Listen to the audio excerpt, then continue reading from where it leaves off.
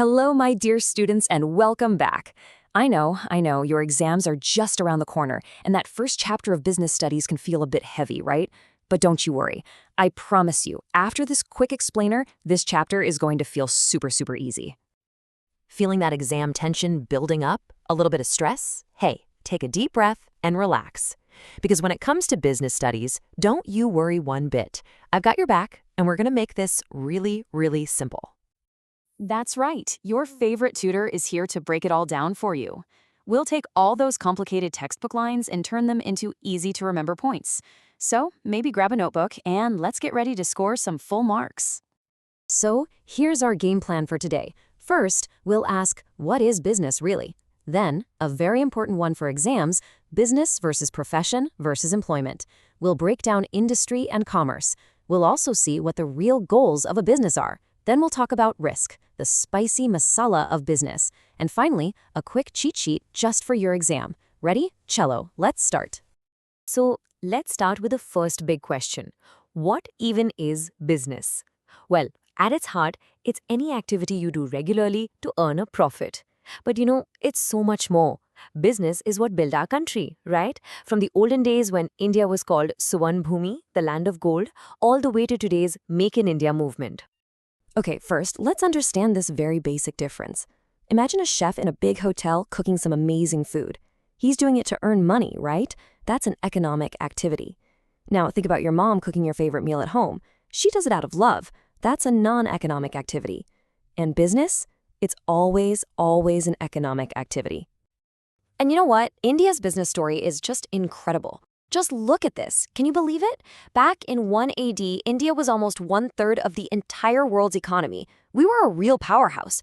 Of course, then colonization happened and things went down. But look at us now. After the 1991 reforms, we started climbing back up. And today, everyone wants to invest in India.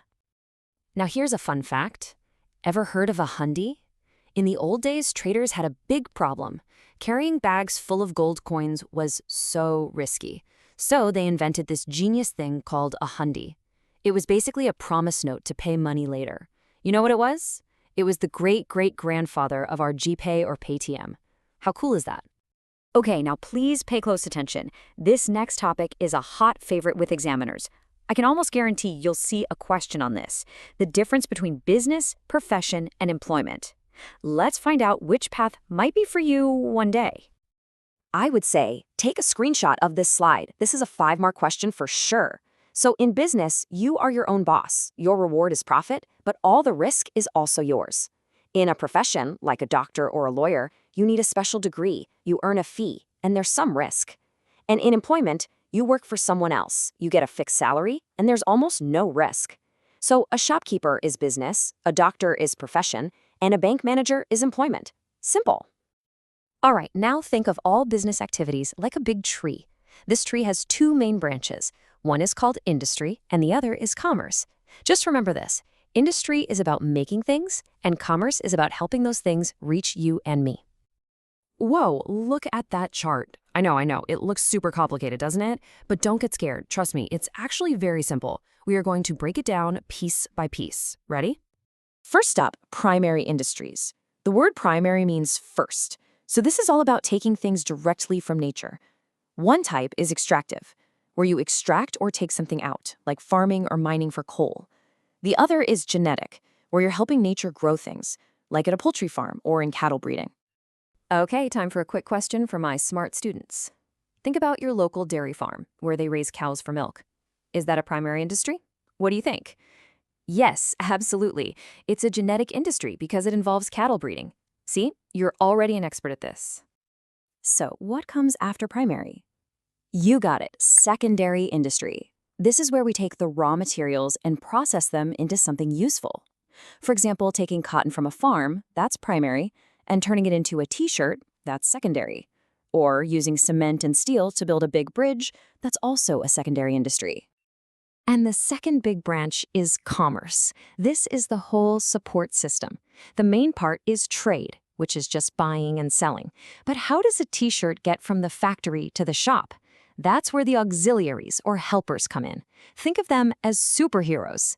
You have transport, banking for money, insurance to cover risks. All these helpers make sure trade can happen smoothly. Now, if I ask you, what's the goal of a business? Most people will just say to earn profit, to make lakhs and crores of rupees. And yes, profit is very, very important. But it's not the only thing. For a business to survive for a long, long time, it needs to focus on many other goals too. So, a successful business needs a good reputation or market standing. It always needs innovation, new ideas. Like those food bloggers you see on Instagram who take a simple dish and present it in a new, amazing way. A business needs that. Of course, it must earn profits to survive. And very importantly, it has a social responsibility to help society. Let's talk about the most exciting part of business, risk. I like to call it the spicy masala. Without it, business would be bland and boring. It's what makes it challenging and rewarding. And you've all heard the famous saying, no risk, no gain. And this risk can pop up from anywhere. You could have natural causes, like a flood, which nobody can control. There can be human causes, like an employee making a mistake. There can be economic causes, like a new competitor opening a shop right next to yours. A business has to be prepared for all of this. So, why does a business person get to earn profit? It's a simple answer. Because they are brave enough to take all these risks.